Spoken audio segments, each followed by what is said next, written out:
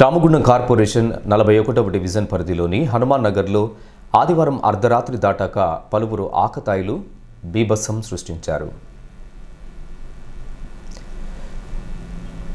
బస్తీలో ఇండ్ల ముందు పార్కు చేసి ఉన్న ఓ ఆటో, బైక్తో పాటు ఒక ఇంటికి బిగించి ఉన్న సీసీ కెమెరాలను ధ్వంసం చేశారు.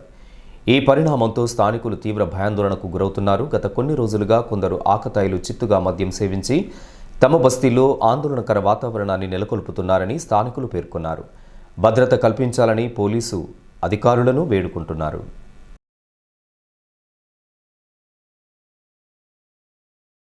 రోజు ఇక్కడ కూర్చొని బాగా నీసెన్స్ అయిసాను సార్. ఎవరికి నిద్రలు ఉంటలేవు. గంజాయి తాగుతారు, మందు తాగుతారు, తెల్లని దాకా కూర్చొనే ఉంటారు. ఎవరికి నిద్రలు ఉంటలేవు. వాళ్ళతోటి మాకు ప్రాణ భయం బాగున్నది.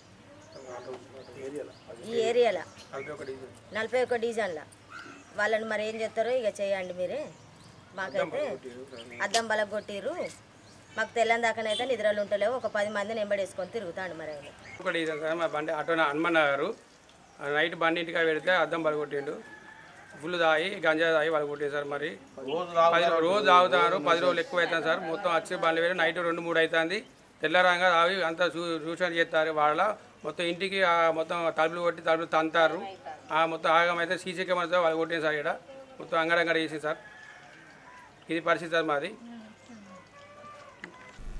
కాగా వాహనాల ధ్వంసం ఘటనపై బాధితులు పోలీసులకు ఫిర్యాదు చేసినట్లు తెలియవచ్చింది.